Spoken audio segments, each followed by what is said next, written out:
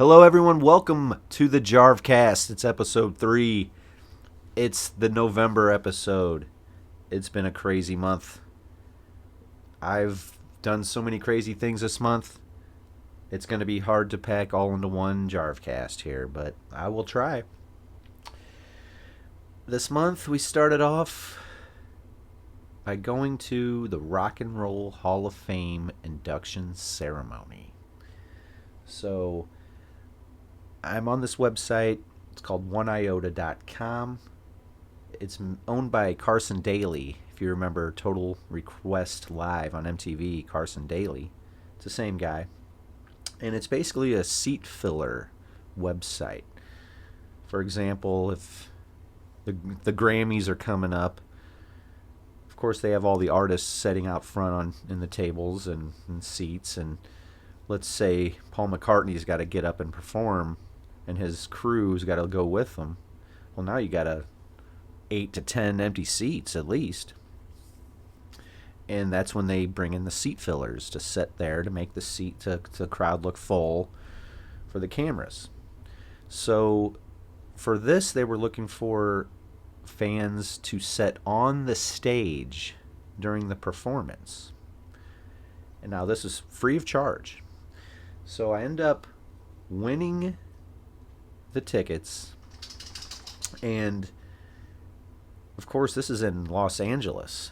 I live in St. Louis, so had to get flights and hotels, and I got a +1, so I hit up Derek from Scour, and because he's down in San Diego, and of course he's into the idea and wants to do it. So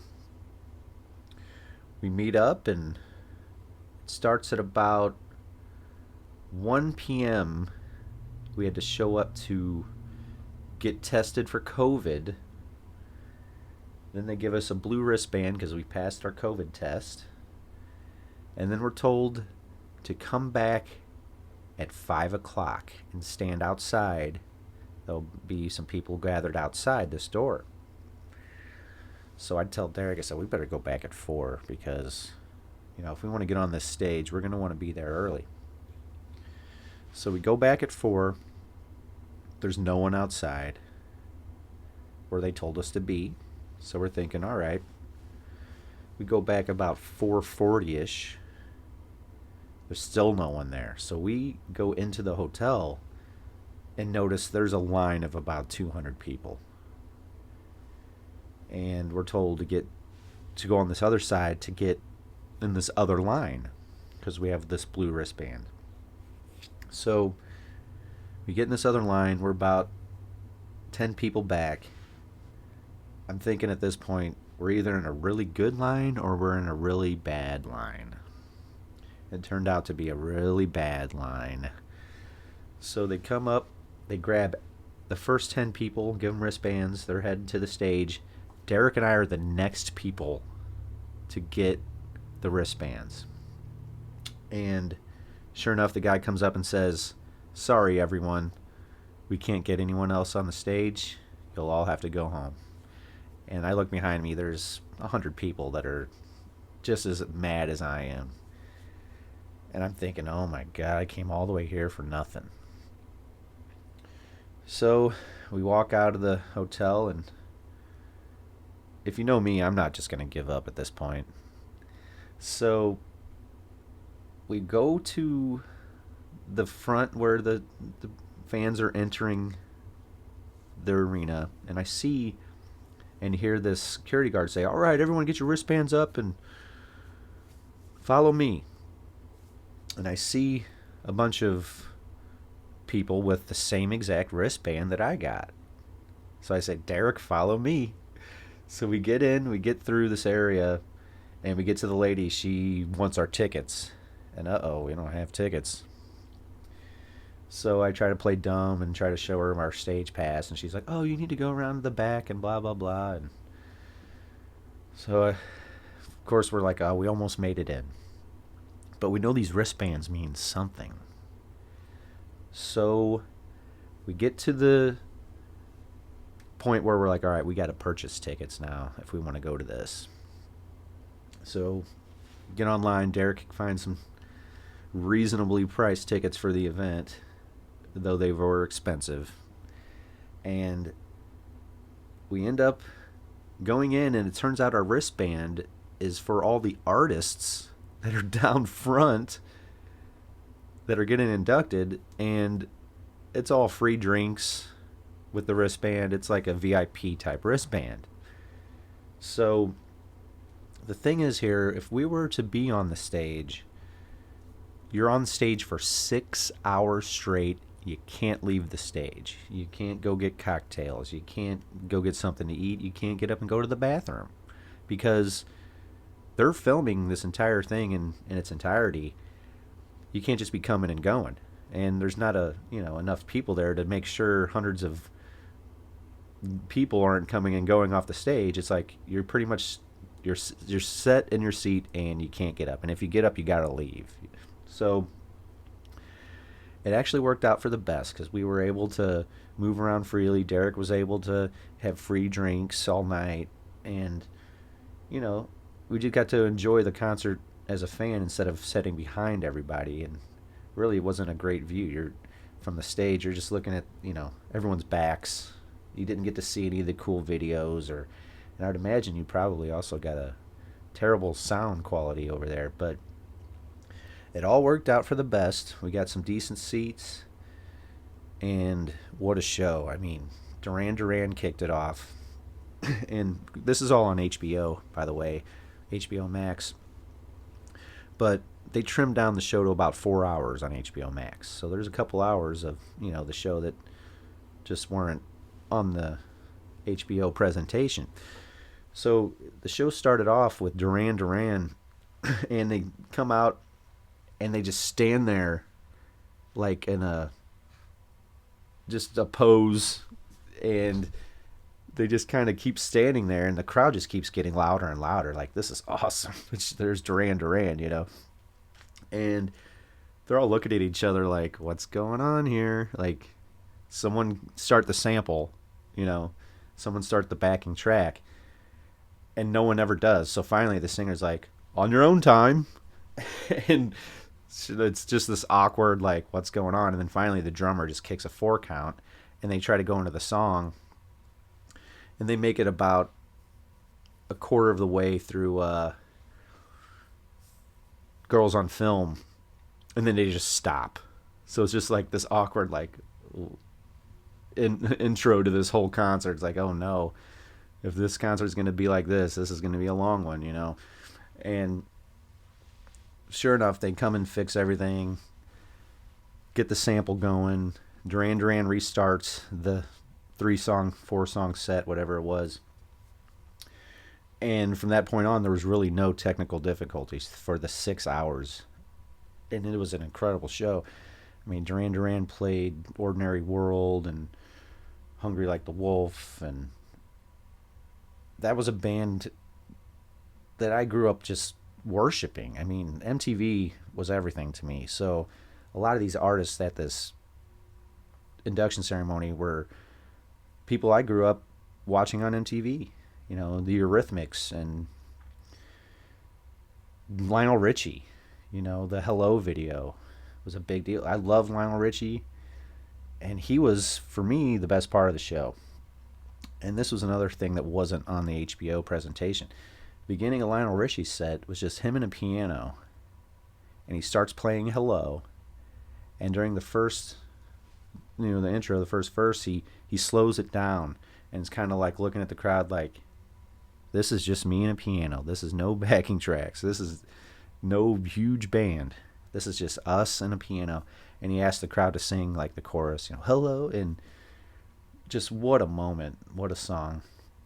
So he plays about half of Hello, and then goes into Easy Like Sunday Morning and Dancing on the Ceiling, or was it All Night Long, or just incredible artist. And it's unbelievable that all these people were in the same room. It just felt like, I'm singing Lionel Richie songs, and I look over and there's all these famous artists singing along.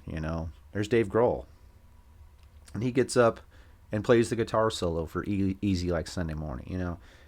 Just a cool moment. Then you had like Eminem.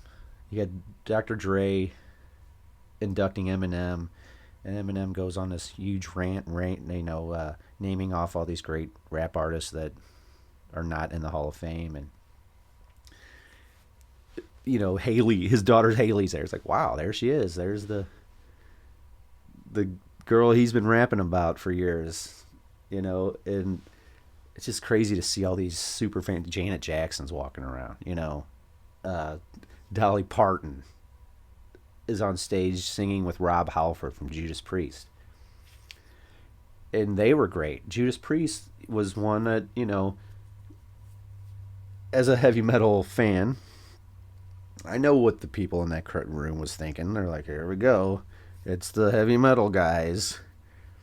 And no exaggerating, by the third song, everyone was out of their seats rocking out to Judas Priest. Not exaggerating. They won over the crowd. It was incredible. And Rob Halford had a great speech afterwards. He said, what you just experienced was the heavy metal community. We don't care who you are. He came out and said straight up, he's like, I'm the gay guy in the band. No one cares. We don't care what color you are. We just want you to, to know that we're all about the energy and the intensity, and I think perhaps some heavy metal fans were made that night thanks to Judas Priest.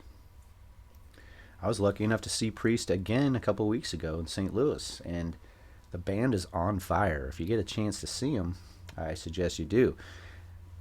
And I will be seeing them again for the third time this year, this weekend, Saturday night, at the Hell in Heaven Fest down in Mexico. And whew, what a show that will be. We got the Saturday night, that same night, Slipknot is headlining, and Derek seems to have some connection. He knows the new bass player, and asked him, hook us up with some free tickets. And this nice guy has offered us stage passes. So thank you, Slipknot. See you on stage Saturday night. And Friday night, of course, will be the big return of Pantera. So, of course, I had to be there for that. I haven't seen Pantera in a long time, 20-something years. So this will be another legendary heavy metal moment. And couldn't be more excited for this. I mean, it's been a long time coming, of course, and it's been hyped up for the last few months. And, it's been crazy the last few weeks as they've been announcing European fests, and there was no United States dates, and then you could see people were getting pretty upset, like, when are you coming to the United States? Come on, and they just announced that they will be opening up for Metallica, and actually coming to St. Louis on November 3rd. Pantera and Metallica in the round at the Dome, the America Center, on the 50-yard line. And Metallica is going to have the Snake Pit, which, if you don't know, it's basically there's going to be a crowd inside of the stage, and the stage is this huge circular thing with ramps, and it just had this really cool part in the middle where fans can be basically in the middle of the stage. Now, I witnessed this in 1991, an Evening with Metallica tour. I was 11 years old. And story goes, I remember that night, this was all a surprise that I was going to this concert. So Metallica was my favorite band when I was 11. Hands down, they were gods to me. So my dad, being the awesome dad he is, he got me tickets to Metallica and didn't tell me. This was going to be a big surprise. So that night I was planning on staying at my friend Tim Barker's house, Cheese, and we had plans to, like we always did back then, just hang out. I'll be spending the night at his house, probably play some video games, smoke some weed or something, and I remember my dad saying, "Hey, you can't go to Tim's tonight." And I was just like, "What? Like, he's never said that before. Like, why not?" He's like, "Well, you gotta come with me to work. I gotta stop by the arena and pick up some blues tickets for my boss." And I'm just like, why in the world would I want to come with you to do that? What? Why? Why do you need me there? And he said, well, Metallica is staying at the hotel. So there's a chance that you could, by chance, see a member of Metallica. You never know. And he was working at the Ritz Carlton, and Metallica was staying there. So that piqued my interest. I said, okay. So I got in, got in the car. We rolled down to the arena to supposedly get these blues tickets for his boss. And, we're walking up, and I see, some tailgaters. They're all wearing heavy metal shirts. And then, I started noticing, like, something's going on here tonight. And then it kind of clicked, like, okay, Metallica's in town. And I'm like, wait a minute. We're at the Metallica's playing here tonight. Wow, And that's when my dad pulls out the tickets and says, we're going to see Metallica tonight. And I started crying. I was so happy. I'm almost started crying right now because it was just such a oh my God moment for me that I'm about to see my heroes perform in concert. And shortly thereafter, I guess some guy saw me crying and comes up and hands me a backstage pass. Says, hey kid, enjoy the show. Now I'm like, this can't be real, So I take the pass to this lady, and she said, sure enough, this is a real pass. This is an after show pass. After the concert, come over here, and you'll get to go back and meet the band. So I'm just like, I cannot believe this is going to happen. And so I attend the show. It's like 2 hours plus. I think it was 2.5 hour show of no opening band. They played a short video before the concert, and I do remember that they were joking about how they went to PT's the night before, and Kirk got a blowjob from one of the dancers. And I'm thinking, wow, I can't believe they just shared that with a sold out arena. But they seemed like they were a band on top of the world, and they're doing little pre-show pumping up the crowd with videos and it was just an amazing show. And at the end of the show, we go back, and the security guard stops us like, well, hey, wait a minute, you only got one pass. Yeah, only one of you could come back. And I told the security guard, I was like, listen, man, my dad doesn't care about Metallica. He's just watching me. He's not going to bother anybody. And this was the first time I talked my way into getting a free backstage pass. I just said, listen, man, I'm going back there to meet Metallica, with or without my dad. And my dad's like, you're not going back there without me. No way. And so the security guard says, hey, wait a minute. I'm guessing he hit up the tour manager and had a quick meeting, and they decided, hey, give them another pass so they can both come back. So thank you, security guard. And so we go back. We're in this, it's like a locker room, probably one of the Blues locker rooms or something. And they have this giant ice sculpture of Metallica's logo, and it's just melting. And first one that comes out is Jason Newsted, sits right next to me and my dad. And I was wearing a blue Bart Simpson sweater from The Simpsons. And I remember thinking, man, I should have worn my Metallica shirt to the Metallica concert. But I didn't know I was going to the Metallica concert. So he sits down and says, oh man, I love The Simpsons. And we just started talking about The Simpsons. And then Kirk shows up, sits down, says the same thing. We start chatting. I'm like, hey, I'm a guitar player. And we start talking about this and that. And I mean, I'm a kid. I got no filter. So I asked him about Cliff Burton's death.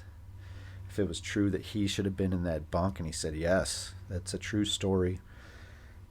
And I remember it being kind of awkward, but he was so nice. They both were so nice, Kirk and Jason.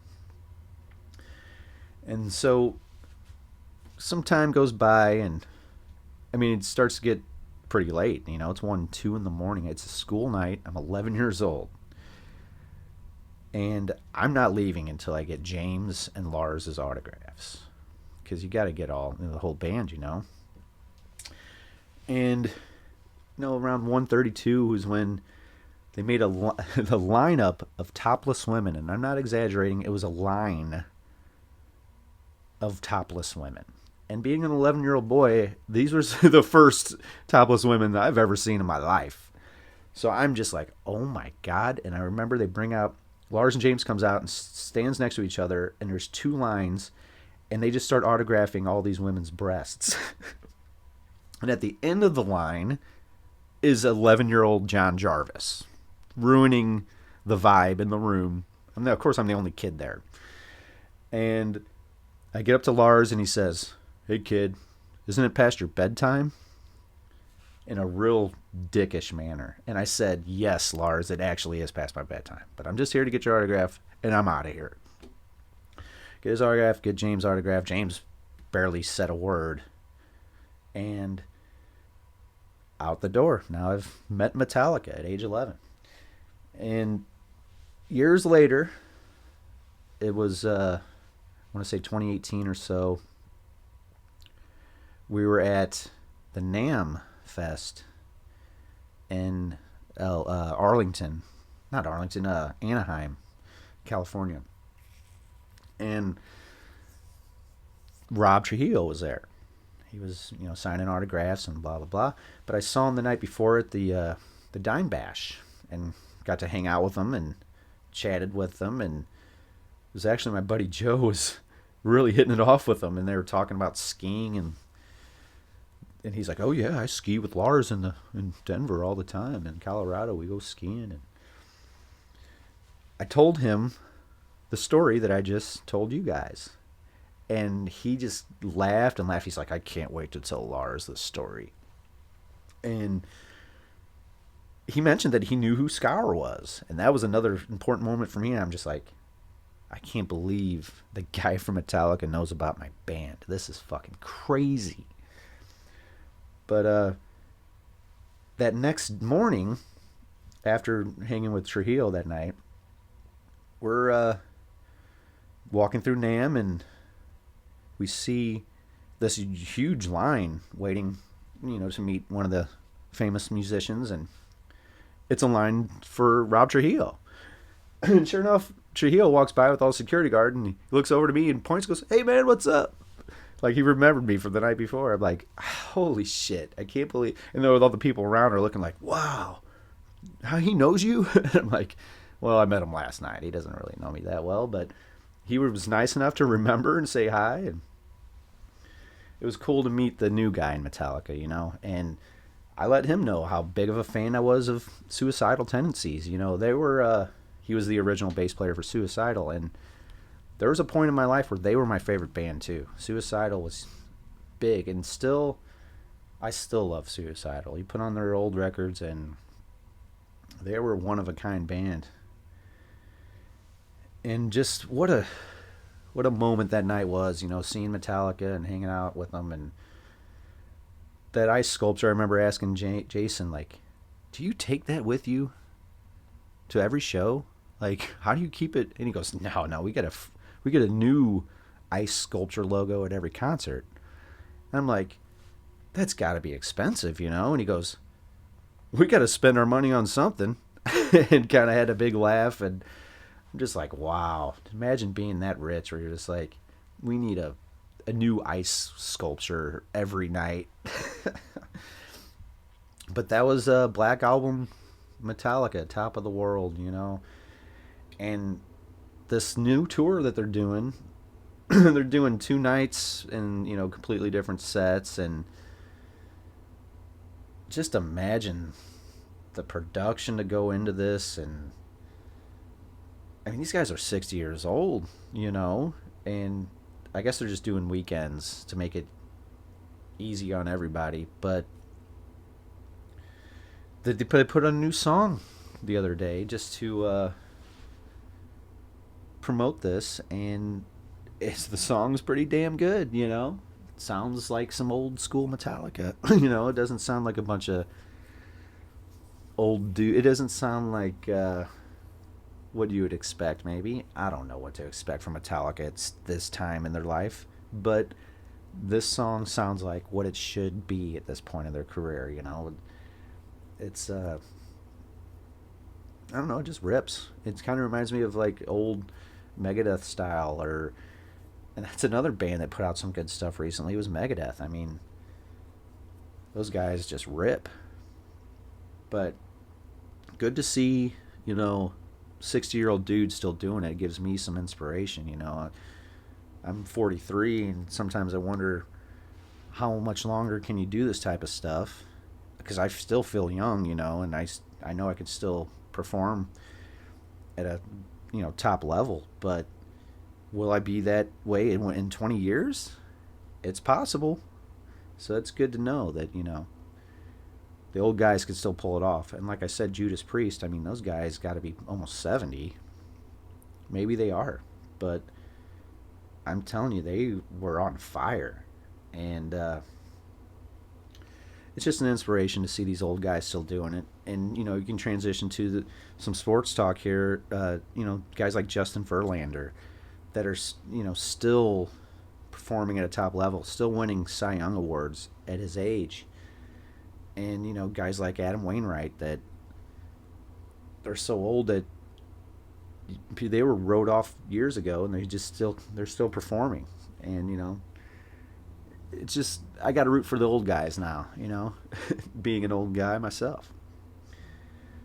But yeah, it's been a great month. It's been a great year. Thanksgiving was fun. I hope you all had a good Thanksgiving. I got to have breakfast with my mom, my sister's house, and then, of course, saw my dad and had to go to work, as it's a big day in the restaurant business, because it's a lot of families like to go out, and they don't want to sit at home and cook and clean. And there's a lot of people that are on the road. A lot of musicians like myself know this. Sometimes on Thanksgiving, you're going to be in some random city. You're not going to be able to see your family, and you're going to have to find a restaurant that's open. And I remember one year we had to go to a casino and eat at a casino because a lot of the restaurants were closed. So the few restaurants that do stay open usually get pretty busy. It was a long, busy day, but you got to do what you got to do. And those holidays like Christmas and Thanksgiving and Valentine's Day, those are the ones that people in the service industry have to work. And it sucks to not be able to see your family and go on the Valentine's date and all that, but you got to make that money. You got to pay the bills. That's just one thing waiters got to go through. But at least I got a job. At least I got some money to spend to do what I want. You know what I mean?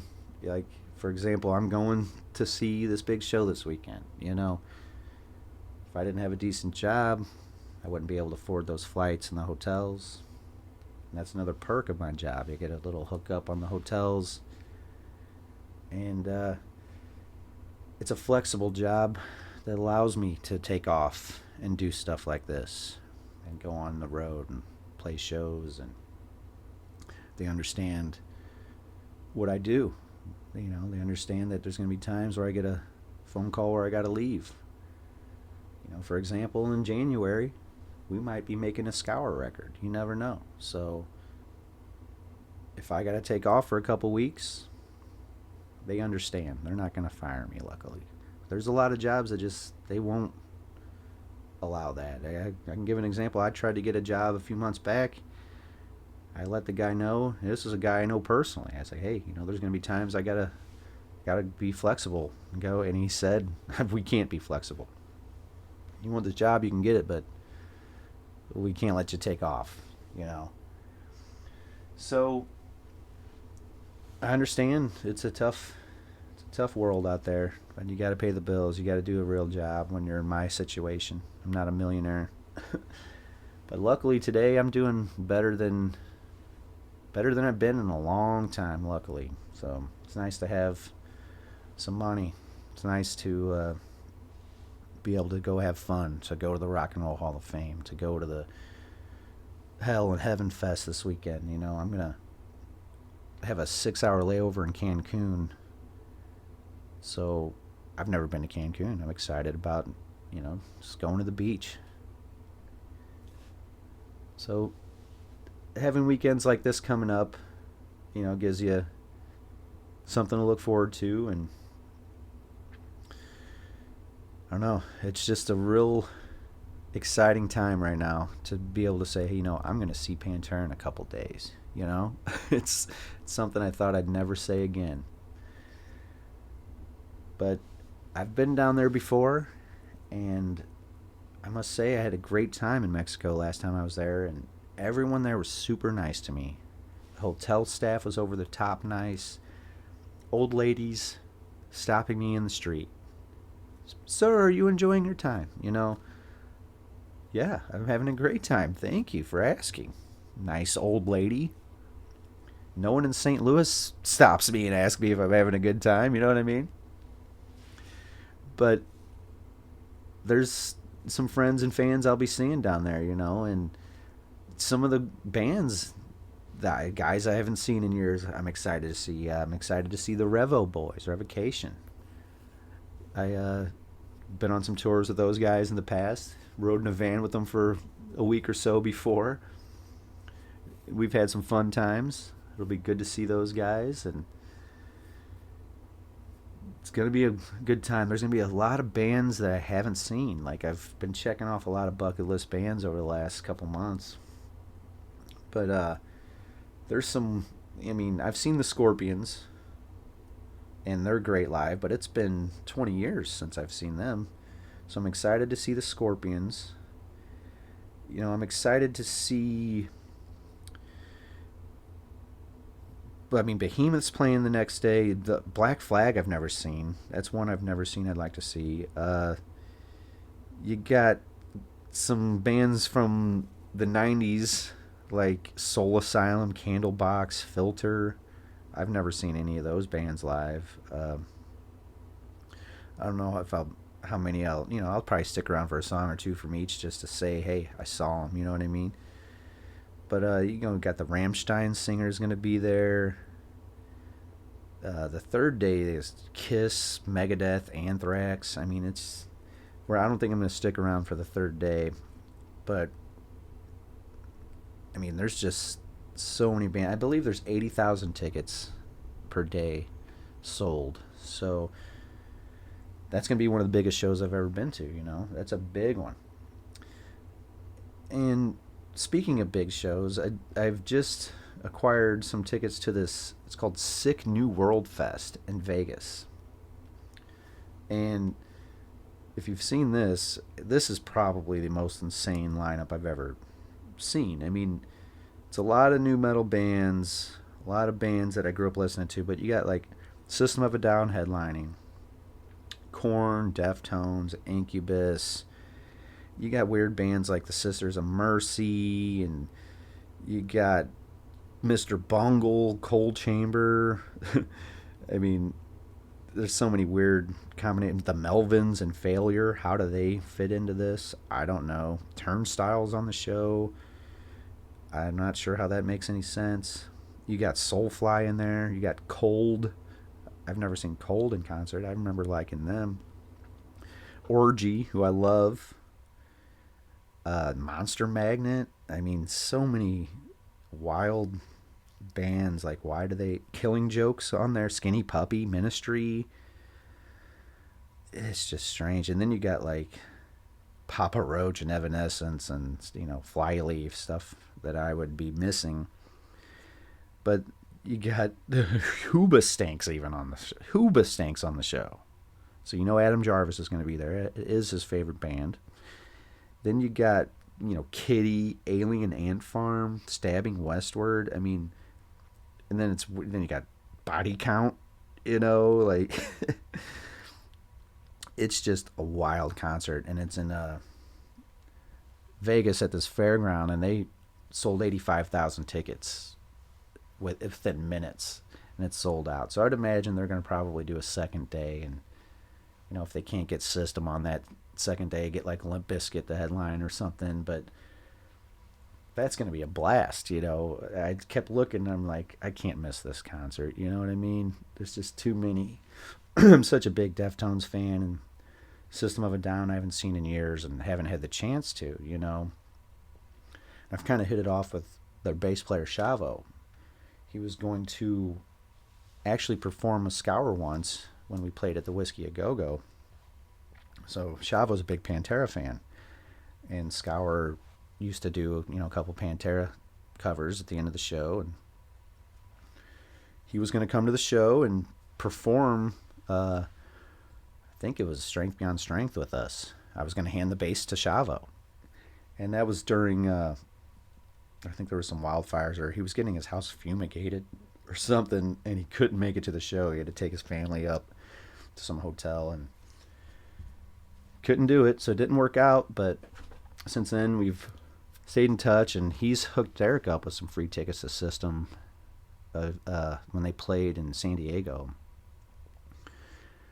And so, of course, my plan was, hey, start at the top. I'll see if System of a Down could hook me up with some tickets to this thing. And if they don't, well, maybe I'll hit up Chino. And if he can't, maybe I'll hit up the singer of Cold Chamber. And I'll just go down the line. And if no one can help me, maybe the guy from Orgy can get me a ticket. You know what I mean? But what I did anyway, I just bought a ticket. And it was like $375. So this is the most expensive concert ticket I've ever bought. But it seems like it's a once-in-a-lifetime show, And I think I'm at the point where I'm like, fuck it. If I can go and I got the money, I'm going. So got my hotel. I'm ready to go to that. So that'll be a fun one next year. Looking forward to that. There's a lot to look forward to.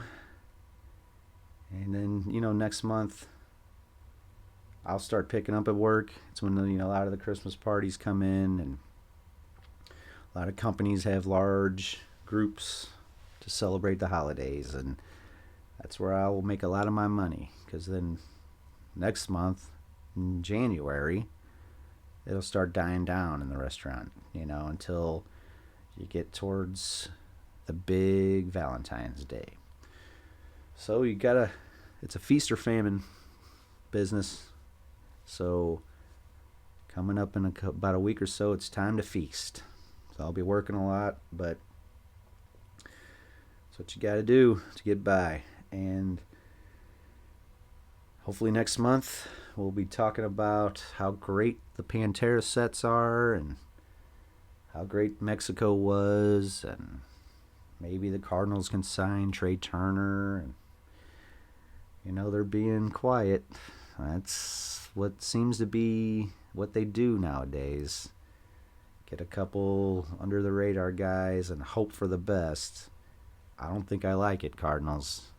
We need to make some big moves. Let's sign Trey Turner. Let's move Tommy Edman to second base.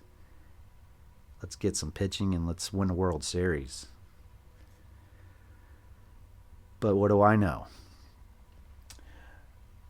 Hope to see you next month at the Jarvcast. We're talking about Christmas and the New Year, and all your New Year's resolutions that you're gonna